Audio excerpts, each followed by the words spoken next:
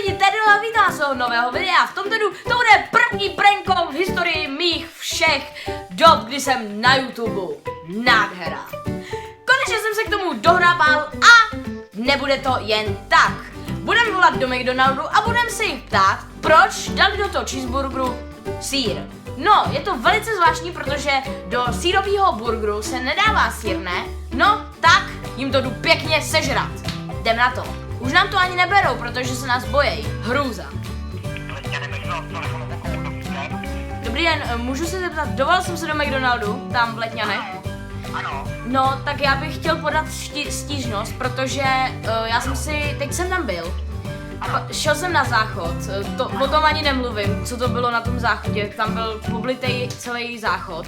Ano. To bylo hrozný, ale pak jsem šel na druhý a to bylo v pohodě potom. Ale ta druhá věc, jsem si objednal cheeseburger a já mám alergii na sýr a vy jste mi tam dali ten sýr a já jsem myslel, že tam bylo napsáno, že to je bez sýru, nebo... Jako cheeseburger je ze sýra. A tak to by se přece jmenovalo sýr burger, ne? Máme cheeseburger nebo hamburger. Hamburger je bez sýru a cheeseburger je ze sýra. Jo, aha. Jo, dobře, tak jo, děkuju. Jo, pardon, volá muž nebo žena? Žena. Jo, jasně, prosím vás, já vás teď špatně slyším. Když budete tudy okolo? Ano, já už jsem pryč, ale můžu se tam vrátit. Jo, tak se klidně vraťte a samozřejmě vám uděláme hamburgera. Jo, tak jo, děkuju, nashledanou. To je správný businessman. Businessman.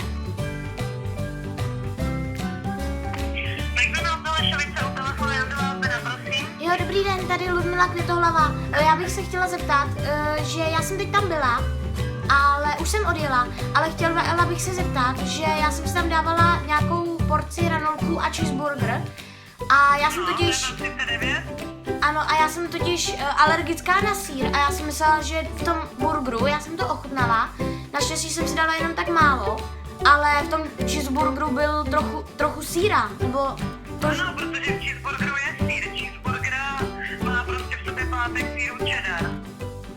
Jo, aha, ale... Burger je bez sýru, cheeseburger cheese je jako sýr, tak je to s pátkem sýru cheddar. A tak, kdyby to tam bylo takhle, tak by se to jmenovalo sýr burger, ne? Ne cheeseburger. Co to znamená jako Je cheeseburger? to americká firma, takže v tom případě cheeseburger cheese je jako sýr. Když se vám jakoby stane, že takhle půjdete prostě do Mekáče a nebudete vědět, zda tam sýr je nebo ne, tak se zeptejte té obsluhy před tím nákupem. Oni vám jakoby jasně řeknou, třeba jaký produkty jsou pro vás vhodný, když jste alergická na sýr. Jo, já děkuju, já se tam možná někdy vrátím. Tak jo, děkuju, naschledanou. Jo, nezlobte se, ale prostě jakoby se tam to nevědí, že vy máte alergii. Oni by vám moc rádi pomohli, tak když prostě přijdete příště a takhle prosím řekněte mi, co tady máte třeba bez sýru, mám alergii, tak oni vám jasně ukážou prostě produkty, nebo vám můžou uvařit dokonce nějaký sandwich speciálně pro vás bez sýru. Taky to jde udělat takhle. Jo, tak to by bylo super, jo. Tak jo, děkuju, naschledanou. Hezky, naschle. Jako takhle speciální sýr, jo? Tak to beru hned, ladies. Ty krásu, tak to jsem nevěděl. Hej, co kdybych si dala třeba... Třeba bych si dala pizzový hamburger. Že by mi tam dali pizzu. Wow. To by bylo dobrý. Dost dobrý. Dobrý den, dovolala jsem se do McDonaldu. Ano, Jo, tady Irena.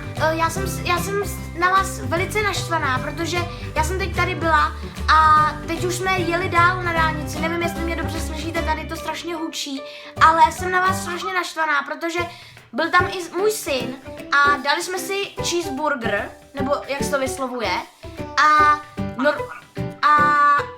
můj syn má alergii na sýr, naštěstí si dal jenom trochu, ale prostě tady bleje, teď já mám naštěstí kapky takové a ty mu to trochu umírnili, ale až se dostaneme do první nemocnice, tak mu to tam určitě musíme vyléčit, ale proč dáváte do cheeseburgeru jako sír? To by se přece mělo jmenovat sír burger, nebo něco takového, ne?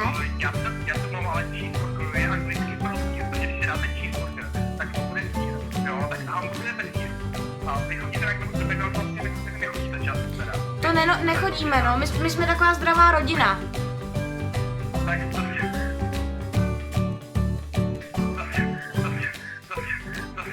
tak to je takový omyl, no, ale jako vždycky to bude vždycky sír, jo.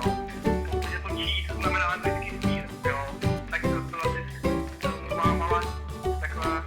A takže v tom hamburgeru, nebo tak Přesně tak, v hamburgeru tam sír nemáte, hamburger je klasický bez síru.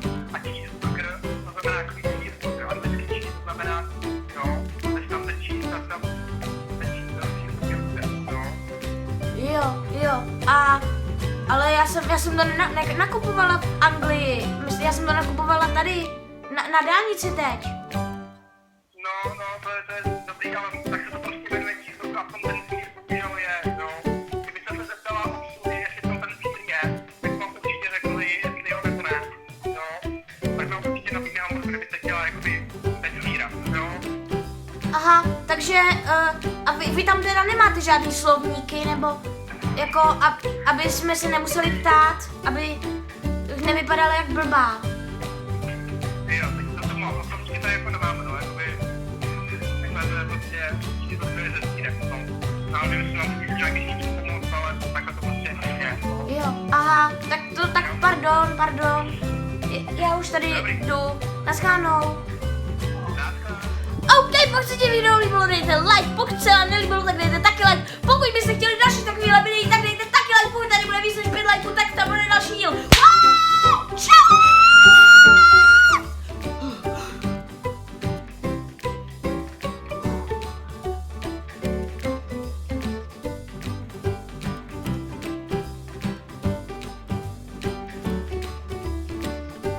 Jeste chleba.